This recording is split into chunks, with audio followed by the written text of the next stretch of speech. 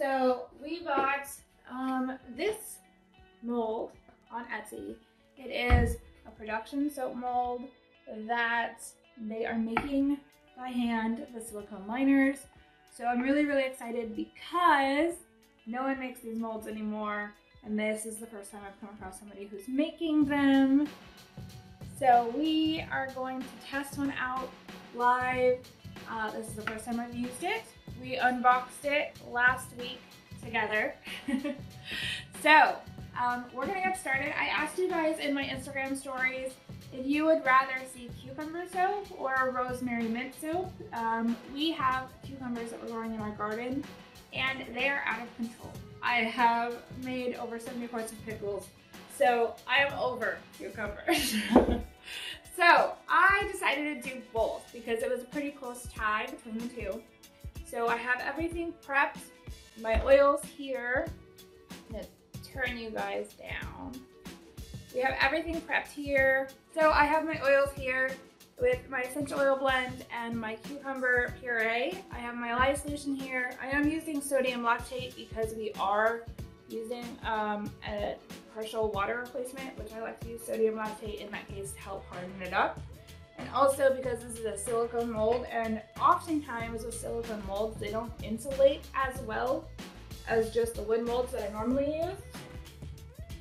So last time you guys asked me for the recipe that I was going to be using.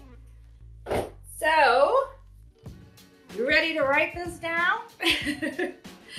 Today I am using 24% coconut oil, 24% apricot kernel oil, 16% rice bran, 16% shea, 12% babassu oil. It's a type of coconut palm. I love using it. It's similar in fatty acid profile to coconut, but slightly different. And then 8% castor oil. And it's a 33% lye solution with a 7% super fat. The essential oil blend is a blend of Spanish rosemary, Moroccan rosemary, peppermint, lavender, and clary sage. This was a special request from one of my old customers from my soap company before. So I told her I would make some. So you guys ready to get started? Let's make some soap, right?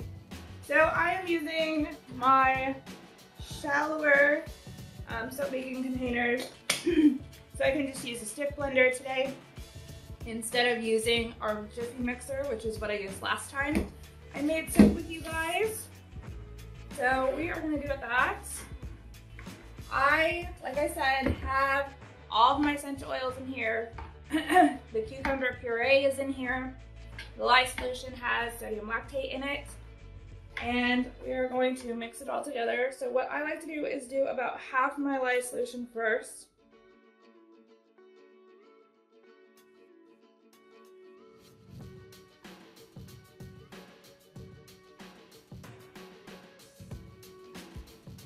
And add the rest of the lye solution.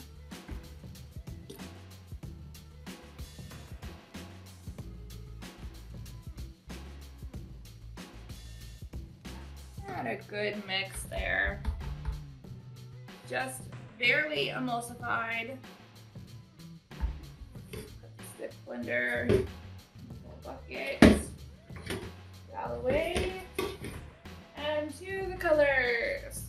So I have my buckets right here. I mark them on the side as to how much I want to pour in them when I have a plan of what I'm doing or if I'm making a certain kind of soap. And that's just for my reference, and it makes it faster than trying to weigh it. I know a lot of people will do that, and I will if I'm making something with a lot of layers. But this is not. The colors I'm using today are from Mad Micas. It is Maniacal Pea for the green, Key West Blue for the blue, and Pow Pow Purple for the green. And they were in these buckets already pre-dispersed in a little bit of oil from the batch, not additional oil, just oil from the batch itself. So that way it makes it super easy to just mix it in with the spatula You don't need to use a stick blender again and accelerate it any further. Keep it nice and loose.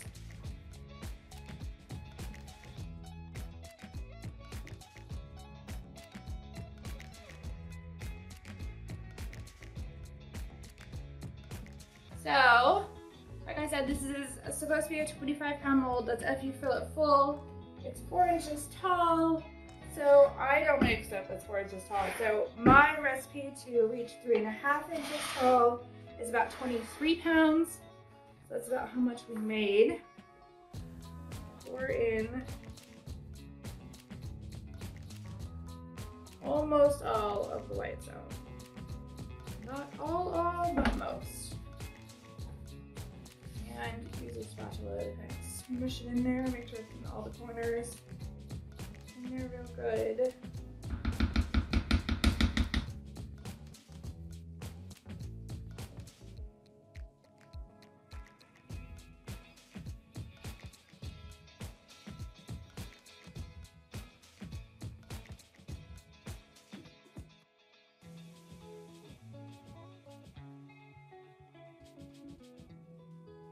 When you are pouring production soap like this, you always have to think about the orientation of which way the loaves will be. So in this mold, it's 14 by 12.5. So the loaves will go this way. So you have to think about, like, when you're pouring in a loaf mold, you would be pouring up and down this way. And that makes sure the design stays where you want it to be, instead of being like floppy and the wrong direction for the way you're gonna cut it.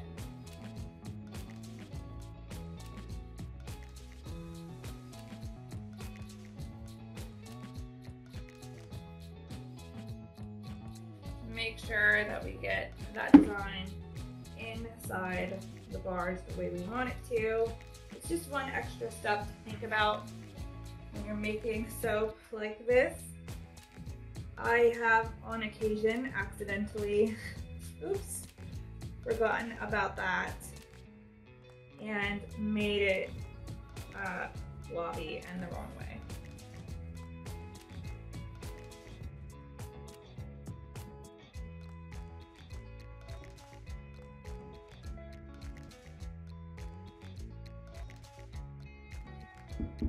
I cannot keep molds clean for the life of me. This is like standard practice. You guys have watched any of my old YouTube videos, you'd know that. All right, so we're gonna go back.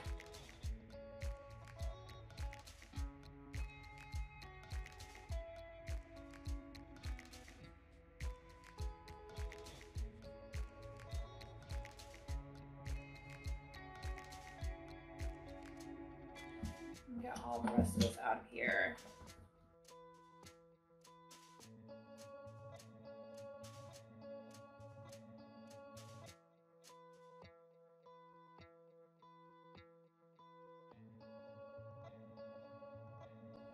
You guys can only see like the top of the bucket, huh?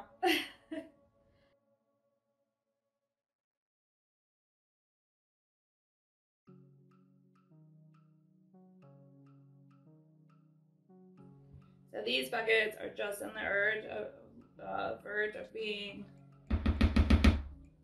too heavy to hold with one hand. Like my 5-gallon buckets are a little heavier, and I think that's just because of the handle, and I have to hold those to the side.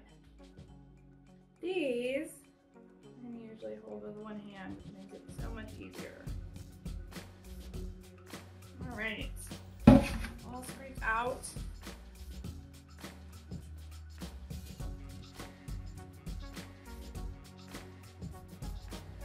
Here we go.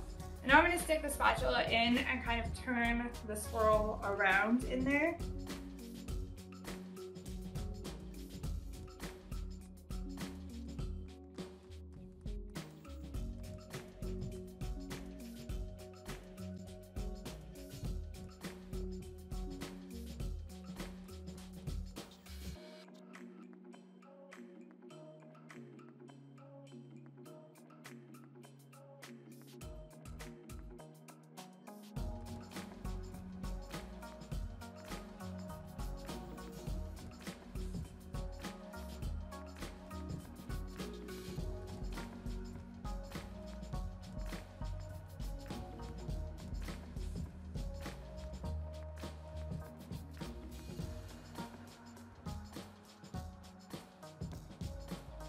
go through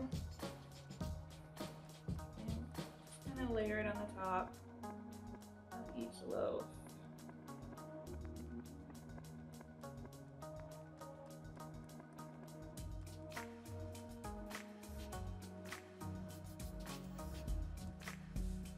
So nice and thin. So we could probably flood fill, but I don't think there's enough to cover like a very small layer. I find it's just so much easier to do it this way because pouring is not my strong suit.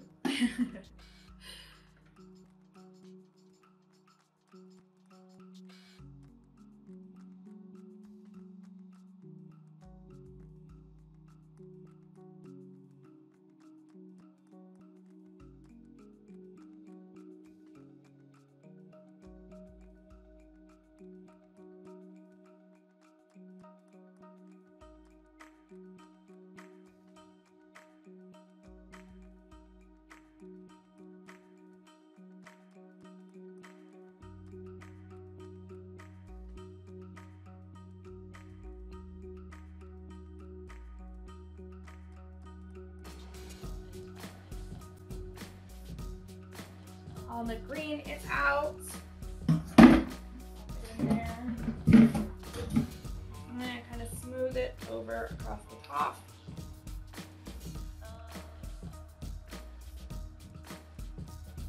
I am not going for like perfectly straight layers. I just wanted to add a little extra bit of color on the top.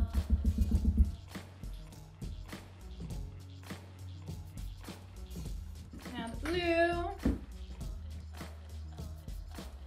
And I did include about 10 extra ounces in my soap recipe, which is what I like to do for every time I use a new mold. When I figure out how many ounces it holds, I'll include extra.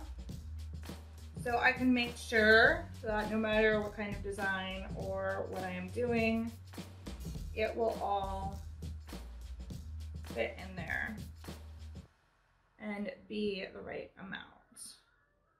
And then I can refine the recipe for the future for this mold to be like more accurate, basically. So because this is the first time I've used this mold, it's going to be a little extra. To make the bars the size that I want, I could trim off the bottom, but it's not a big deal for us because we're not in full production anymore. But when I go and adjust this recipe in our database and in our files, I will take off the difference that was too much. So like for instance, if I take this out and I cut 1/2 inch off the bottom of every bar, I would weigh all that and then take off that many ounces of the total recipe. Does that make sense? Can I explain that in a way that makes sense? I hope so. I love how this looks on the finished cut bar, of just being like these little extra splatters and bits of color. Make sure every bar has some. Even when you layer like a little bit on top of like a little one, like right here you've got multiple layers of it. It ends up looking really cool. Wood molds never stay clean around here, but luckily it's soap, right? So it cleans itself. All right. There is the finished soap. I am going to dust the top a little bit more with some more mica and then spritz it with rubbing alcohol. But I like to wait until it sets up and kind of loses that sheen that is going on. Right? So far, like, the mold seems awesome. Seems like the right thickness for unmolding and how flexible it is. It did stick into the soap a little bit over here so that we got soap in between the liner and stuff. But most people don't pour as stupid and messy as I do, right? I am terrible about that. So I'll also post like a regular photo on my Instagram feed so you can see the finished product when I'm done putting stuff on top, and also a tag over to the Heritage Workshop so that you can go check their molds out. They have a lot of different production size ones and also just normal ones. And this mold was I think it was like $120 or $130. And that's amazing. My Woodfields mold was like $300. So, good price. And for clarification, disclaimer, this was not sponsored. I got this mold myself. I was a little mad that no one told me about this company existing, but it was completely out of pocket. So not sponsored, just testing it. Figured I would take you guys along for the ride. Hey guys, so I just unmolded the soap from Instagram Live out of our Workshop Heritage mold, and I wanted to post kind of a final takeaway about my experience with the mold so far. So like I said, it is completely brand new to me. I bought this mold out of pocket. It's not sponsored. I liked using it. Getting the soap in it was easy. Just like all other silicone molds. No lining or anything like that, and a production size is crazy. So as I mentioned before, Workshop Heritage is making these molds here in the United States in-house, which is unheard of anymore. The last time that happened was when Woodfields was around, which I think was almost 10 years ago now. But I do have a Woodfields mold, so I was able to compare between the two. So this is the Workshop Heritage mold. And this is my Woodfields mold. It's been through probably about 1,000 batches, if not more. And you can see the liner is a little loose.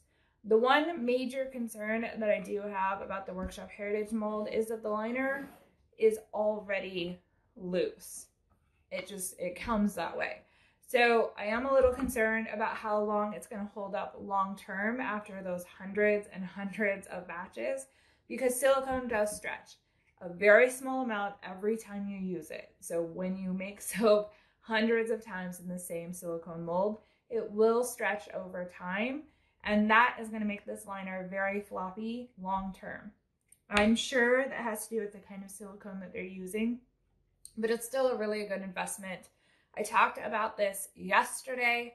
This mold cost me like $120. This mold, brand new, when they used to make them, were like $350, $400.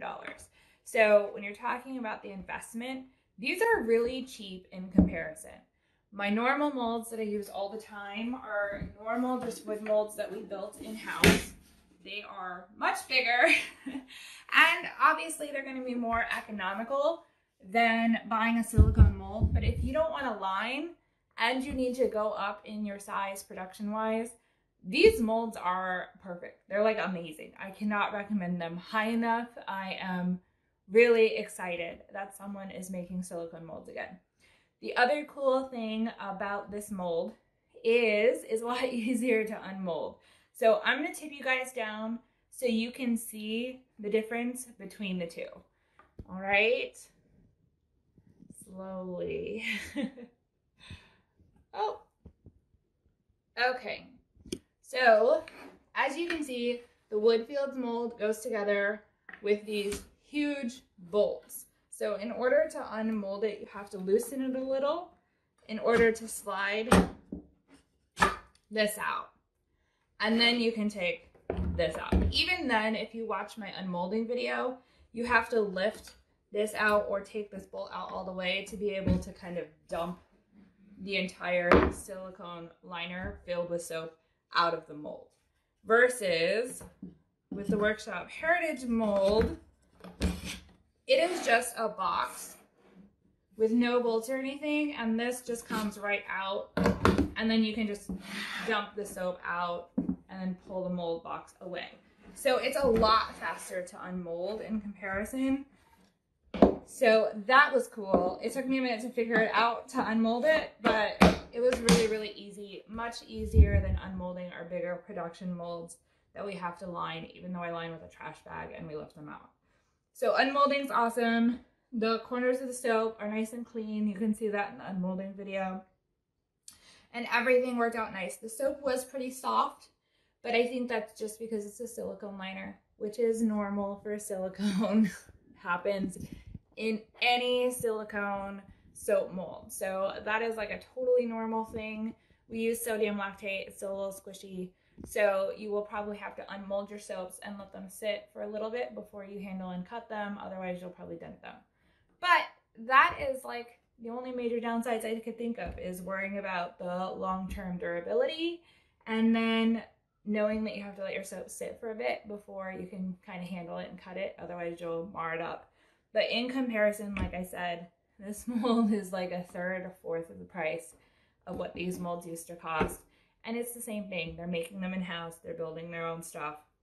And I haven't asked them this, but because they make their own stuff, chances are you could probably ask them to custom do a dimension for you.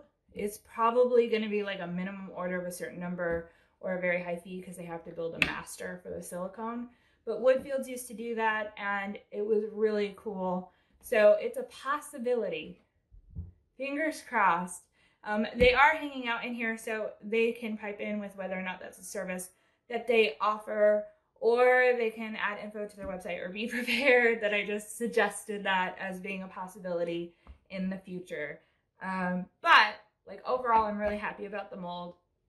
We're going to add it to our article and guide about production soap making now that I've been able to test it and check it out as a recommended mold for production soap making. But it's really a game changer, guys, to have a $120 mold that puts you up to 25 pounds of soap and still keeps that silicone liner. It's really cool. So I was really happy to test that with you guys. I will share the final cut of the soap.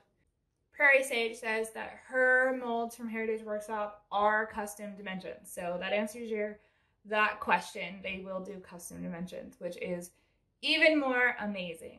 I will have to see about whether or not they can make liners to fit my molds. That would be cool. All right, guys. That is all I wanted to share with you, was the final verdict comparison. We are going to add this to our recommended list in our production soap making guide because it's badass. I love it. All right. I hope you guys have a good Monday and the rest of your week, and I'll share that cut as soon as I have it. All right. See ya.